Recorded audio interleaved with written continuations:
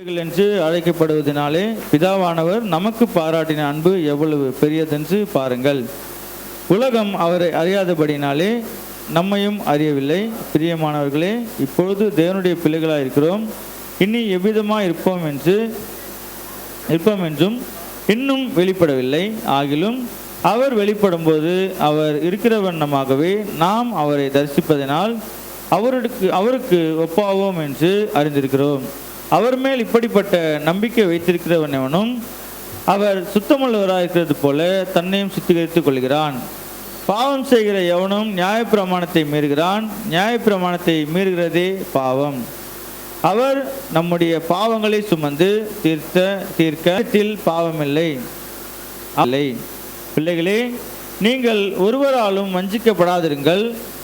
நீதியை செய்கிறது போல தானும் நீதியுள்ளவனாய் இருக்கிறான். பாவம் செய்கிறவன் பிசாசினால் உண்டாயிருக்கிறான். ஏனெனில் பிசாசானவன் ஆதி முதல் பாவம் செய்கிறான். பிசாசினுடைய அழிக்கும்படிக்கு தேவனுடைய குமாரன் வெளிப்பட்டார்.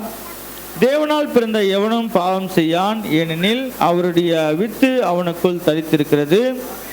அவன் தேவனால் பிறந்தபடினால் பாவம் செய்ய மாட்டான். இதனாலே தேவனுடைய பிள்ளைகள் இன்னார் என்றும் பிசாசின் பிள்ளைகள் இன்னார் என்றும் வெளிப்படும். நீதியை செய்யாமலும் தன் சகோதரத்தில் அன்பு கூறாமலும் இருக்கிற எவனும் தேவனால் உண்டானவன் அல்ல. நாம் ஒருவரில் ஒருவர் அன்பு கூற வேண்டும் என்பதே நீங்கள் ஆதி முதல் கேள்விப்பட்ட விசேஷமாக இருக்கிறது. பொல்லாங்கனால் உண்டாயிருந்து தன் சகோதரனை கொலை செய்த காயினை போல் இருக்க வேண்டாம். அவன் எது நிமித்தம் அவனை கொலை செய்தான்? தன் கிரியை பொல்லாதவைகளும் தன் சகோதரனுடைய கிரியைகள் நீதியுள்ளகளுமாய் இருந்தது நிமித்தம் தானே. என் சகோதரரே, உலகம் உங்களை பகைத்தால் ஆச்சரியப்படாதிருங்கள். நாம் சகோதரத்தில் அன்பு கூறுகிறபடியால் மரணத்தை விட்டு நீங்கி ஜீவனுக்குட்பட்டிருக்கிறோம் என்று அறிந்திருக்கிறோம். சகோதரனிடத்தில் அன்பு கூறாதவன் மரணத்திலே நிலை கொண்டிருக்கிறான். தன் சகோதரனை பகைக்கிற எவனும் மனுஷ கொலைபாதகனுமாய் இருக்கிறான். மனுஷ கொலைபாதகனுமாய் இருக்கிற எவனும் அவனுக்குள் நித்திய ஜீவன் இராது என்று அறிவீர்கள். அவர் தம்முடைய ஜீவனை நமக்காக கொடுத்ததினாலே அன்பு என்னதென்று அறிந்திருக்கிறோம். நாமும் சகோதரருக்காக ஜீவனை கொடுக்க கடனாளிகளாக இருக்கிறோம்.